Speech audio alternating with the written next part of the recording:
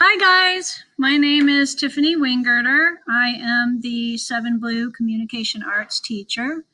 I'm going to tell you a little bit about myself first. This is my 17th year teaching. I have taught, I think, 4 years at the junior high. I absolutely love this age group. I try to have a lot of fun, and I hope I answer all of your questions that you might be having. If not, feel free to email me. My information is at the end of this slideshow. I think some of the most important things that maybe you would want to know is some of our expectations. Honestly, homework, there's really not that much that I require. Rarely, if any. I try to do it all in class, so I'm there to help them. If they have any questions, I'm usually there. The only thing that really could potentially be homework would be the no red ink if they didn't use their time in class or if they were absent. Everything that you need to know about what we do in class is on that Microsoft Teams website.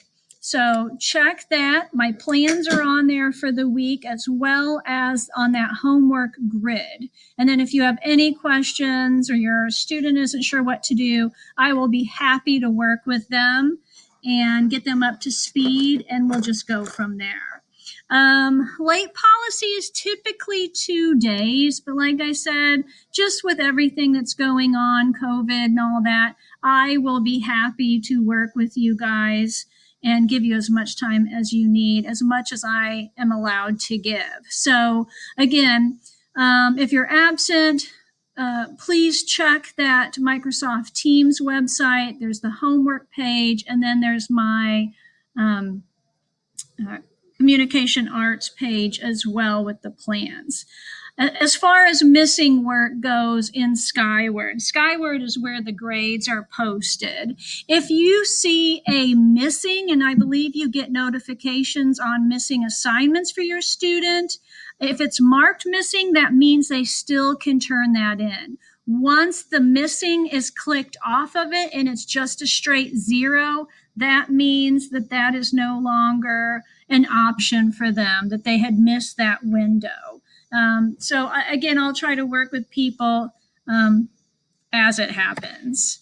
The grading system, of course, is the same. We have 60 performance points, or 60% performance points, 40% practice, and again, that 2-day late policy. Performance points, really, we try to make them pretty balanced as far as grammar, writing, and speaking.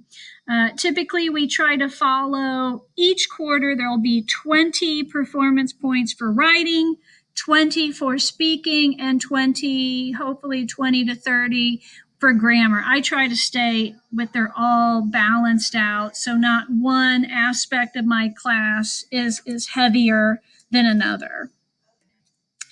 And you can see there, grammar, yeah, I've outlined that on that next slide. Daily writing grades, I do that often, not every single day, but when they come in, we typically do some proofreading exercises while everyone's getting set up. It could be proofreading some sentences. It's really a review on capitalization, punctuation. Sometimes it's a writing prompt where they just literally have to write about something that I put up there. I walk around and give them 5 points for them doing that. It's just kind of an easy way to bump up their grade. So it's a real quick way to earn points. Public speaking. Honestly, I know this is the one thing that most students really dread the most. I try to make it as painless as possible. My intention is to get practice in every Friday so they get used to being, the center of attention in the class as far as standing up, making their voice a little bit louder. I'm not real hardcore on, say, the time frame.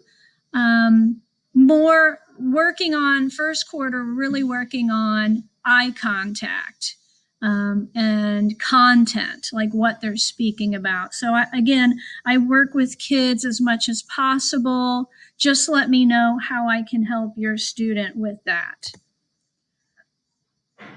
You can access my lesson plans on Microsoft Teams.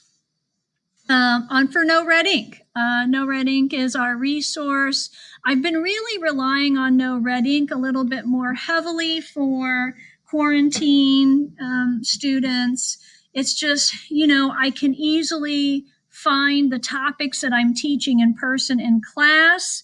I do ask that your student looks at the lesson before they click on the practice.